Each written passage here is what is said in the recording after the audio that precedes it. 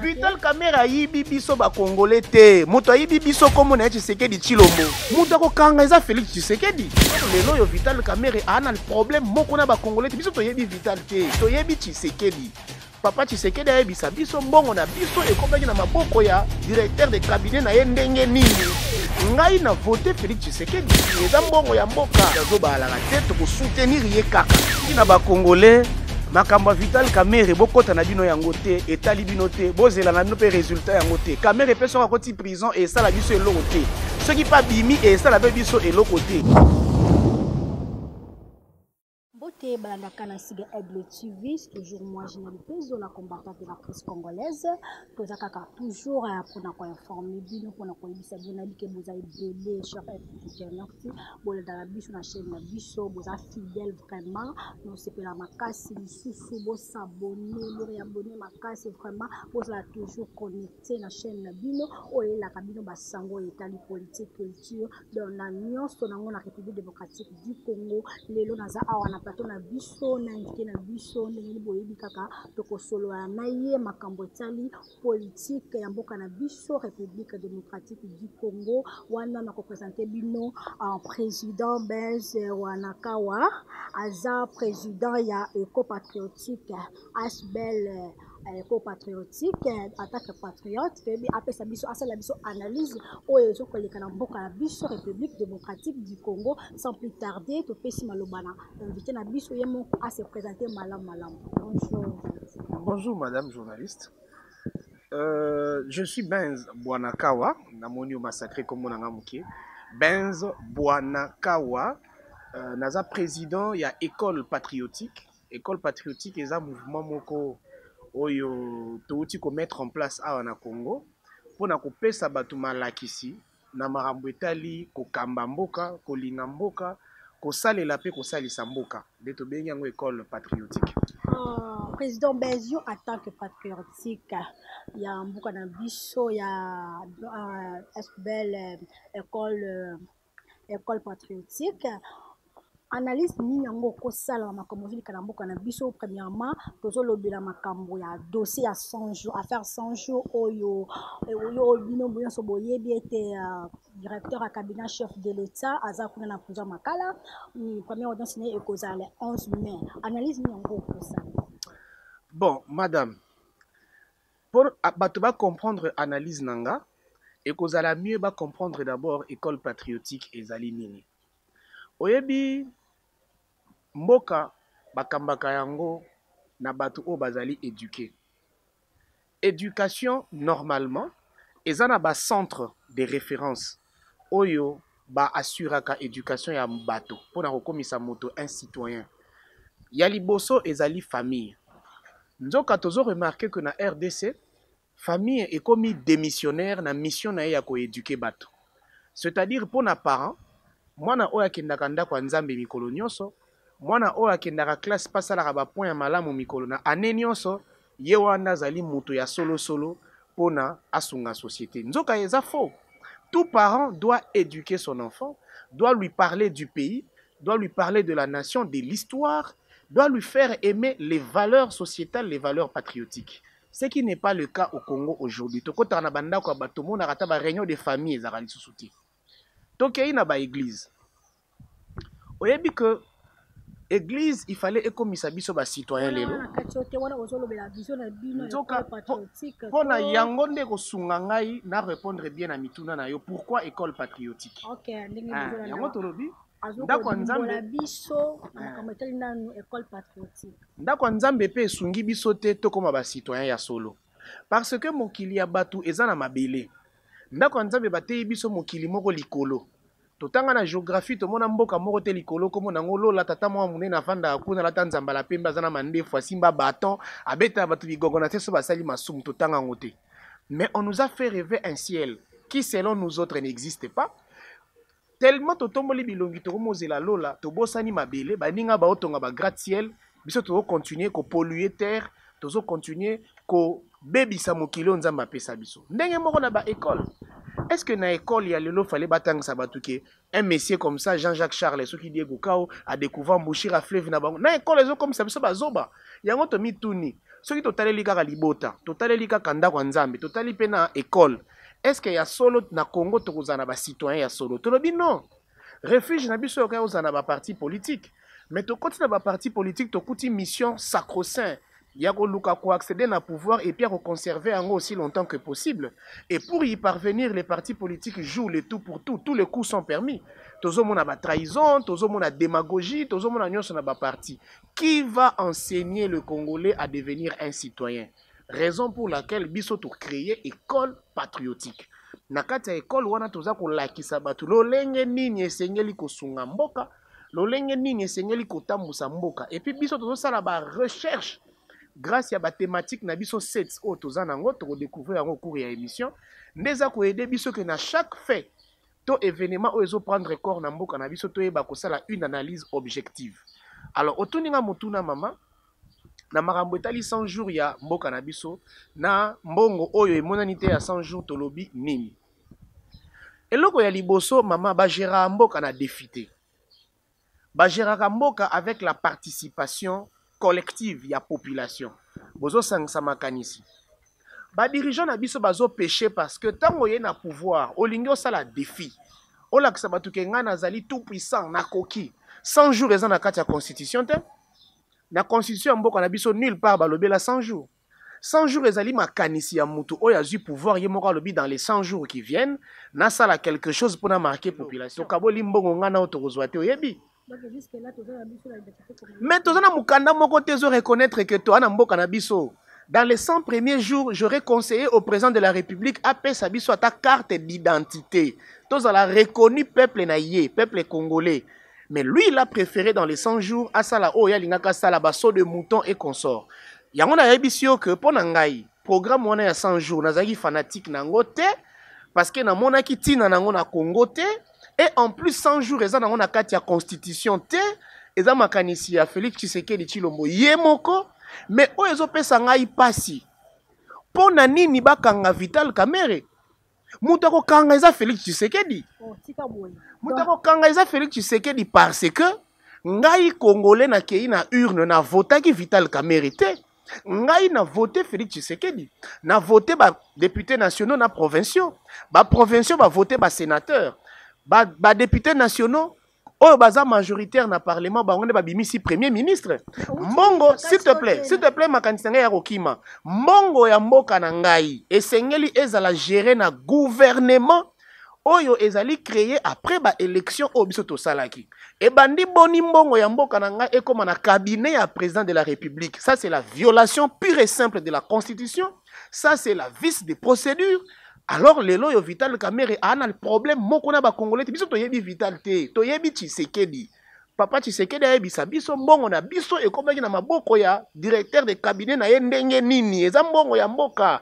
Il y avait un premier ministre en fonction quoique s'occupant des affaires courantes.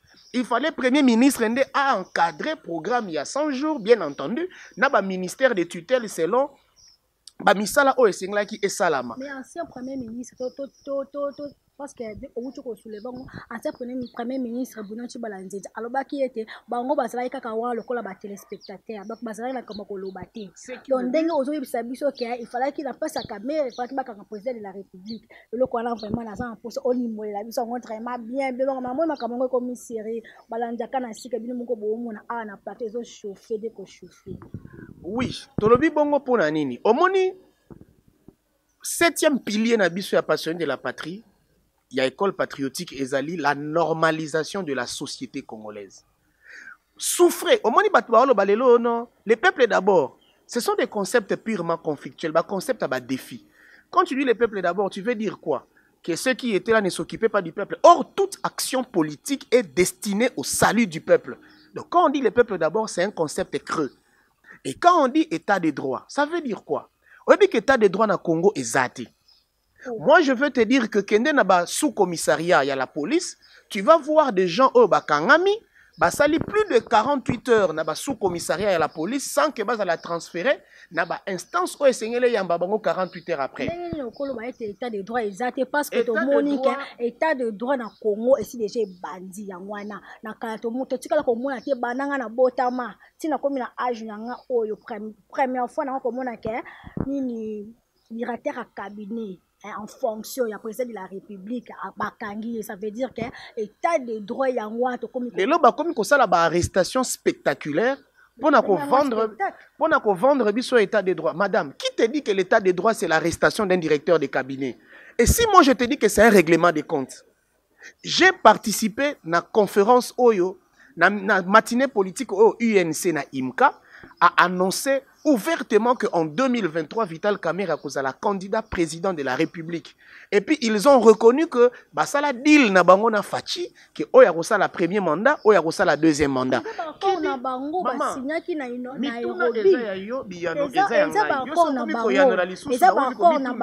C'est-à-dire qu'il fallait que tu aies que tu comme un pasteur, donc il y a un miyanola.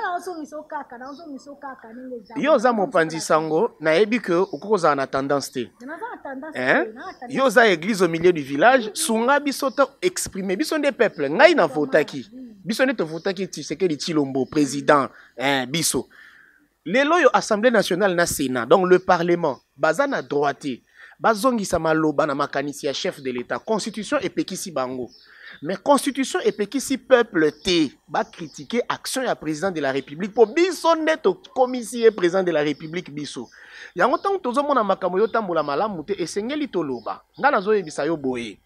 Soki bakangi directeur de cabinet à président de la République, toki ko définir yango pe règlement des comptes. Batu ba comme pe koloba que tant musu pona ko empêcher à postuler na 2023 te. Nga na mutu Vital Kamerhe te na mutu UNCT na rozalaka yango pe jamais. Mais je veux seulement dire batika ba spectacle. État de droit ezali pe mutu oyo bosombeli masque à la tate bokanga été. État de droit ezali pe mutu oyo sali plus de 48 heures na amigo na la police. Il faut la transférer dans une instance compétente ya koyambaye. État de droit et lobby batunyo se bana prison makala. O makam na bango na nu basambi satena nu bakata te. État de droit. Ngai nazole la état de droit en faveur ya muninga na nga DJ Abdul. DJ Abdul azali na makala. Ba konsela ye viol. Makambu nyonso esalama bakoma kosenga ye kaniaka. Afuta kaniaka babimisa ye. Biso baninga na ye tomboli mongongo tobeti mbela. L'État congolais tala likambu ya DJ Abdul azali congolais alekaka na TV asungaka biso siko lelo zo yebisanga état de droit de makambo Vital Kamerhe nga na yebi Vital Kamerhe te na pesa Vital Kamerhe mandat moko te. Vital Kamerhe aza mwa musala Tshisekedi aza directeur de cabinet ya Tshisekedi. Donc Tshisekedi ndazo ki mbongo na biso ya ba congolais apesi directeur de cabinet na ye. Ne Tshisekedi a yebisa biso mbongo na biso comme pas directeur de cabinet ndenge nini parce que nous on a un gouvernement qui doit gérer nos fonds, qui doit gérer les grands travaux. Ce n'est pas son directeur de cabinet madame. C'est ça. Tu peux connaître le 11 mai procès naie kuna ekofera ezala refoulement ezala vraiment libre. Est-ce que vous avez cité que Vital Kamerhe a cause la culpabilité va condamné pendant 20 ans ou bien 15 ans le qu'on a vraiment so bangi ça batte belé tout le monde a vraiment état de droit vraiment que oui veka yewana aza mukangami aza coupable ba condamné au le qu'on ngo kolo par rapport ya toyokaki Vital Kamerhe asengaki procès na ezala foraine ezala na miso bato nyonso ezala pe diffusé na télévision. Toyoka ki alobaki ke pas na ba vérité ya koloba. Na sepeli procès yango ezala bongo. Soki Vital Kamerhe yibi biso ba congolais te, moto yibi biso comme na Tshisekedi Tshilombo. Mbongo ezali ya biso, to élire Tshisekedi pour que gouvernement o biso to tie en place esunga Tshisekedi asela biso misala. Tango Tshisekedi azu mbongo na biso, akotisi yango na cabinet na ye, apesi yango directeur de cabinet na ye. Directeur de cabinet a signé le côté ce qui mokondi na ye a tie signature ya sukate. Donc Tshisekedi a yebisa biso ba congolais vérité. Mbongo na biso eza wapi? To yebi Kamerhe te, to vota Kamerhe te. To vota Tshisekedi Tshilombo. Mbongo na biso ba congolais eza wapi? Donc fatile kwa zongi sango. Maman na ngai. Oyebi ke lelo ba komi ko focaliser attention ya peuple mobimba sur ba biloko ezo sunga peuple ne lote. Lelo soki Kamerhe azongi si 350 millions de dollars na caisse à l'état. Ngana oto liango na nini? Nous avons nos problèmes à nous les plus sérieux. Les plus sérieux. Ngana fanda a na bandalungwa. Atana ngina salisa mami lulu ya jeunesse. Nane sika ya usala ya ngote. Moto na moto c'est comme église. Nous dénonçons moto na moto c'est espace culturel. Et comme nda kwa nzambe basala ngonda kwa nzambe te tala ba problème ya biso peuple yangwana. Constitution et lobby que peuple sengeli ya lia malamu. Est-ce que yonanga to lia malamu? bakondi bazo violer constitution parce que baolesa biso malamu te. Constitution elobi que tu as droit ya kozwa salaire décent. Tu as droit mais oui. Donc na soutenir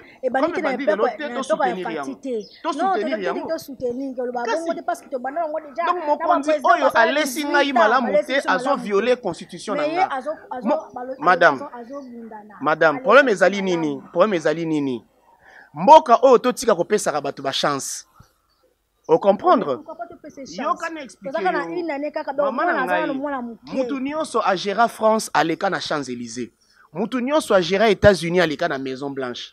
Kaka biso ba Congolais nde toza diriger na ba autodidacte. Totika kopesa bato ba chance. To banda ko luka ba connaisseur, ba technocrate. Bato bazana boanière ko kamba mboka ba kamba biso.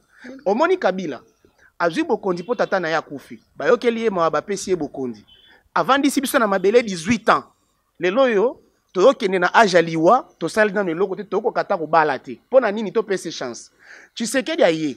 Depuis bo mwana na ya tikala jamais ko rêver ka koza la président. Abetela ngona no mutu lisolo te neti ngana zo ebiso ke ngana lingi na za la président. Abetela mutu lisolo te chance loko pamba tata kufi. Tshisekedi akomi président de la République. Mais oza journaliste, oza mutayi de peste. Yo lingi fachi ko lekangate, zelaka d'émission on a démontrer ba valeur fachi. Na lobi boya, parce que lobi ke fachi tikala ko penser te. Eza combat na bango ba comprendre développement ya ba idée nanga. Na lobi na yo boye. Na mboka oyo esengeli totika ba autodidacte. C'est-à-dire on ne gère pas le pays à l'essai-erreur. On ne vient pas apprendre au pouvoir. On a une vision. On a une pensée bien développée. Facha na vision te. Le peuple d'abord a été état de droit a été tata na bango. Azo maman. Comment yo ko kokisa ba promesse mutu musu eza ya yote. Likambo sengeli yo moko o rêver yango. Moni papa Tshisekedi, papa Étienne. C'était un grand rêveur du salut du Congo. Tata on a so ya komaki chef de l'état lelo to linga ito mona ndinga linga ki appliquer makanisi na ye pour na salut ya mboka. Ya lokola Mzee Kabila. Asala maki, il avait des idées à lui. Ba na bango, ba eko bina saka yonsa na pouvoir. Yango te to soutenir ye kaka. Mais to lingi to loba asengeli ayoka bwania ya ba oyo ba yebi na lolenge na ye ya kokamba mboka. Po lolenge oyo ya kokamata misolo ya l'état kopesa yango na cabinet na yo ba gérer maman ezali anticonstitutionnel, ezali vice de procédure. Côté wana mokonza yeba kité, to soutenir eza mabe maman. Mais soko yeba kité, alors ko amona mutazo ko kola. Toboyi bana mikie na tête ya pays, toboyi. Te ba pesa mboka na bato ba yebi. Neti ngai na yebi ofuna sana mboka oyo. Ngai na kozala candidat président. Toto zaki bana mikie avant to tambo to banaki na Konguluma. Après Konguluma okomi koluka ko telema. Ezani ka bongo, ezani ndenge moko na président Fati. Na sengi na ba Congolais makamba Vital Kamerhe bokota na bino yango te etali bino te bozela na bino pe résultat yango te Kamerhe pe soka koti prison et sala biso eloko te soki pa bimi et sala pe biso eloko te mbongo ya l'état to tuna yango Chilombo to yebi Kamerhe te to vota ete bola na mambo Kamerhe te to ana ba besoin na biso transport et mati biloko ko liezo mona na te ba masque et mati talo na ba nani ba désinfectant et matitalo to yebite wane ba problème ya biso peuple Kamerhe etali biso te Chilombo nde ayebisa biso mbongo na biso eza wapi vraiment to ko baka toujours makambo o etali 100 jours makambo 100 jours ba kutolo ba peke o ba interpeller ki PDG Geoffrey makuma ki na ambassade ya Tanzanie makambo ze belé mais donc moni ba avocat nango ba avocat na bango ba lobaki liboso ya presse que déjà na bango aza preuve siko ya ko répondre na invitation ya justice donc il ko ningo ko ba par rapport à makambo ya DG ya bon ce qui est vrai na landaki ba avocat na ye ba avocat na ye balobi d'abord même l'ambassade ya Tanzanie ba déclarer que DG Geoffrey Matikala est en ambassade. Ce qui est vrai, le DG le Geoffrey se trouve chez lui à la maison, mais Azalaki interpellé, Azalaki convoqué dans l'instance judiciaire, à l'acquis qu'au moment opportun, il va se présenter. Tout ce qui chantage.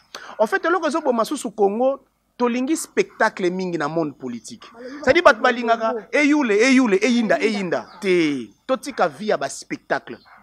Ce qui va interpeller moto akei. Ce qui moto wana azana mabunga te ba interpeller ki Justin Bitakwira. akendaki a démontré noir sur blanc kazana mabunga te azongi pa na ye mais pour DG passé à Kende pour répondre ce qui a donné ma boîte maman, nul n'est au-dessus de la loi. Mokondi moko na mboka oyo comme on a Tshisekedi Tshilombo Félix Antoine. C'est-à-dire mutuali coloné a ate, yene magistrat suprême, yene garant de la nation, yene commandant suprême des forces armées.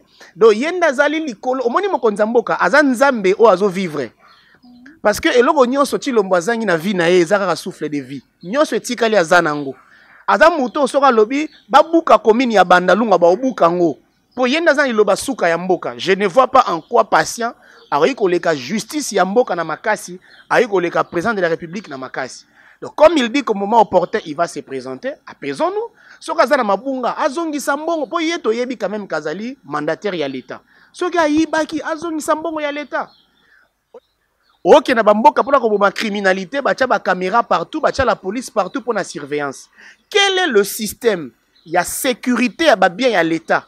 Oyo ezali awa na Congo, oyo hiko sunga l'État na biso abungi sate, oyo eza destiné na peuple. Il faut voir aussi ça. Il faut que le gouvernement nous propose ou nous présente un système de sécurité. Il y a bien à l'État. Et quoi apaiser biso to yebi que n'importe qui ne peut pas mettre la main na caisse à l'État n'importe comment. Mais quand vous prenez les structures étatiques, bozo tiango totalement na maboko ya bato. Puis bozo comme ça bato na lokola ba roi télé. Dis-moi, avec la boulimie o ekomi lokola nature ya mibale ya africain ya congolais likolo ya passe. Ba risque ezaka ka ebele. D'un côté interpeller les gens à la justice, c'est bien. De l'autre côté enseigner les gens les valeurs patriotiques, c'est d'ailleurs pour ça que l'école patriotique existe. Mais troisième eloko ezali créer la sécurité, il y a Oyezali bien à l'État. Quand vous ne sécurisez pas les biens de l'État, n'importe qui y met la main, n'importe qui touche à ce qui doit appartenir au peuple. Voilà ma préoccupation.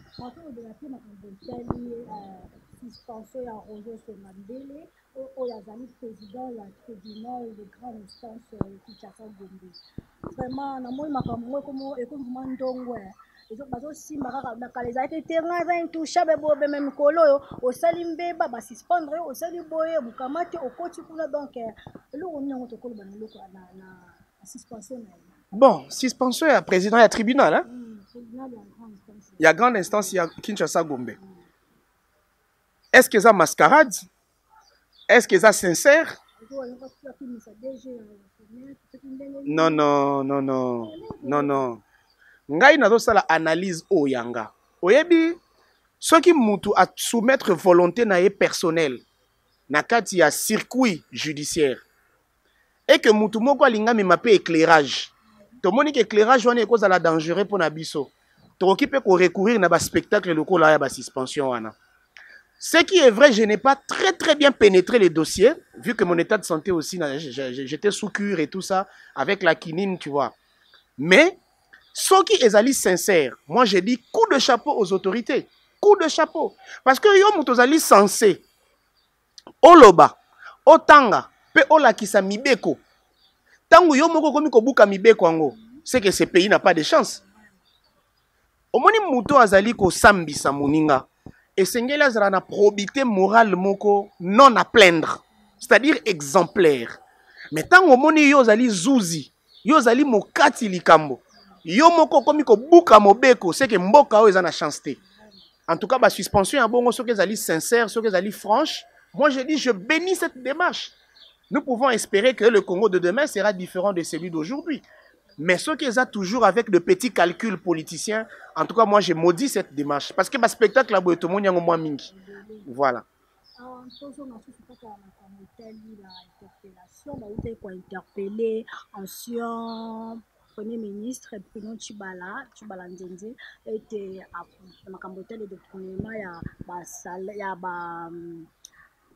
a ba salaire na ba prime il y a ba travaillant au kuna na primature mais abeti mbela na makambango. Il n'y a rien du tout. Il n'y a pas un gouvernement qui a s'est consacré à servir le peuple et le pays, comme le gouvernement Tshibala. Il y a eu les élections, il y a eu la stabilisation du cadre macroéconomique, il y a eu la sécurité et autres. Donc, il n'y a aucun problème. Tu me trouves en train de lire un livre sur Jean Jaurès. Il n'y a pas de conseillers, il n'y a pas de conseillers principaux, il n'y a pas de directeurs de cabinet, il n'y a pas tous les chargés d'études. C'est un groupe de 7 personnes qui étaient des balayeurs ou je ne sais pas, des jardiniers qui se plaignent là. Tout a été payé. Nous nous reprochons de rien. Lorsque ce magistrat-là demande le décret, mais le décret au journal, ils sont en train de demander $250 000 par personne. Alors que même mes ministres n'ont pas touché $50 000. 2 jours après la prestation de serment du nouveau président, nous avons été décommissionnés d'exercer les prérogatives du gouvernement telles que prévues dans la Constitution. Et donc nous étions devenus des spectateurs. Nous ne sommes intéressés ni de près ni de loin à cette saga de 450 millions dépensés dans le cadre du programme de 100 jours. Donc, nous n'avons rien à voir avec ça. Les ministres sont sectoriellement compétents de leur ministère. Si un ministre a posé un acte, il lui appartient. Ok, ça va. Tous nous avons invité la biso, après c'est la biso analyse par rapport à la déclaration il y a ancien premier ministre Boudon Tshibala Nzenze à lobby était makambouana nyonso balobeli eza lokuta ye atika asala makambone nyonso organiser ba élection donc tant que président a komaki na pouvoir atika la kosimba eloko te azalika lokola téléspectateur ba onta ka makambo kaka donc neti biso nyonso donc azaki na mot à dire te yo en tant qu'analyste politique okulo ba ni na campagne. Madame Balobarana français, chacun de nous doit poser des actes qui font respecter la personne qui l'a éduqué. Moi, je suis tant mutazo loba, tant mutazo sala, tant mutazo yemba, nyonso misala nyonso ya mutu. Il faut epesa lokumu na moto oyo a éduquer. Mais moi, je suis en train de me demander quelle est l'éducation que les militants de l'UDPS ont reçue. Bruno Tshibala Nzenze, combattant à UDPS pendant 35 ans. Ce qui va payer beaucoup comme premier ministre et que Aïbi, l'État, c'est que ça n'est pas UDPS qui a éduqué Batuna. Au début que tant que Fachi a eu pouvoir, les députés provinciaux à UDPS, Bandima Kaniaka, Baboya ko voté, candidat sénateur à UDPS. C'est que c'est l'éducation à UDPS. Professeur Dori Dombi. Azalaka na IDPS, un brillant militant à IDPS. Tant qu'on travaille dans le cabinet de Bruno Tshibala Nzenze, si Azalaka peut suspendre dans le même dossier, c'est que ça bizarre à IDPS. Merci beaucoup parce que bozala qui est belé liboso ya kolanda émission na biso na chaîne na bino kana siga Aigle TV wana bouti kolanda analyste politique président ya école patriotique auti ko manola biso makamo etali politique ya République démocratique du Congo. Vraiment to respecter ba geste barrière, vraiment coronavirus biso ne to kolonga ngo. Bye bye. Nous sommes les Congolais.